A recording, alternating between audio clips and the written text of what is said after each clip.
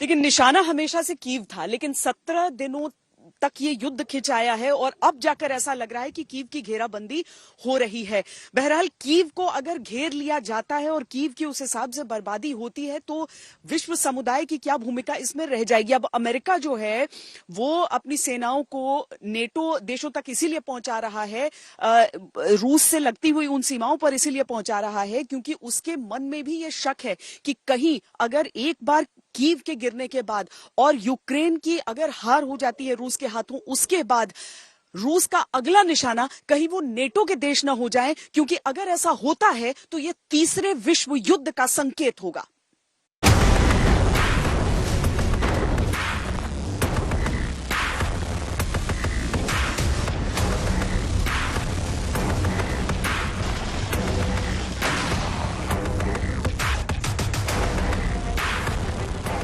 Ukraine का ऐसा कोई शहर नहीं बचा जहां रूस की सेना ने बमबारी ना की हो और अब किसी भी वक्त कीव पर भी रूसी फौज का हमला हो सकता है।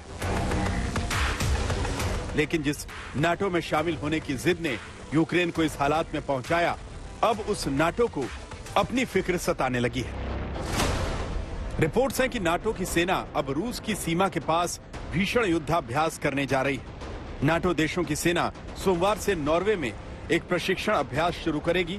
इस युद्धाभ्यास में 24 देशों के करीब 30,000 सैनिक, 200 विमान और 50 जहाज हिस्सा लेंगे। ये युद्धाभ्यास इस साल नाटो सैनिकों का सबसे बड़ा अभ्यास होगा।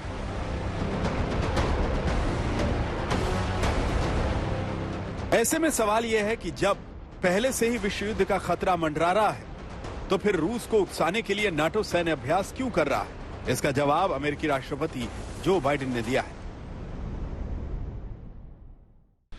And we're going to provide more support for Ukraine.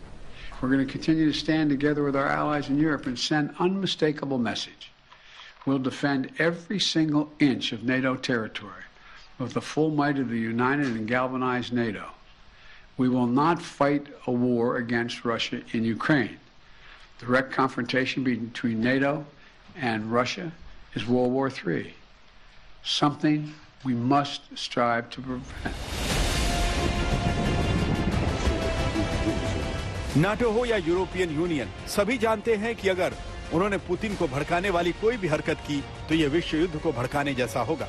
इससे बचने की बात कहकर अमेरिका और नाटो देश यूक्रेन को सैन्य मदद देने से कन्नी काटते रहे। लेकिन अब जबकि आंच नाटो और यूरोपीय यूनियन तक आई, तो जो बाइडेन के आदेश पर अमेरिका ने रूस से सटे देशों की सीमाओं पर तैनाती के लिए अपने 12,000 सैनिक भेज दिए। जाहिर है यह विश्व युद्ध को दावत देने वाला कदम। We will make sure Ukraine has weapons to defend against an invading Russian force. We will send money and food and aid to save the Ukrainian people. And I will welcome Ukrainian refugees. We should welcome them here with open arms if they need access.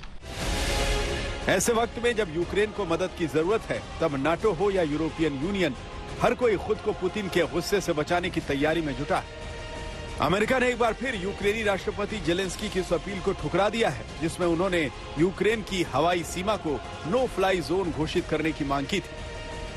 और Ukraine अकेले अपने दम पर 17 दिन से रूस के हमलों को झेल रहा है और रूसी सेना को कीव में दाखिल होने से रोक रहा है। Стратегічного перелому ми вже досягли, ми вже йдемо до нашої мети, до нашої перемоги. Це вітчизняна війна.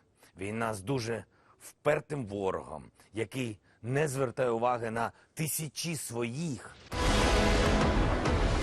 अभी आफत सिर्फ यूक्रेन पर आई है तो नाटो और अमेरिका विश्व युद्ध का डर दिखाकर यूक्रेन से दूरी बनाए हुए हैं। लेकिन क्या रूस सिर्फ यूक्रेन पर कब्जा करके रुकेगा?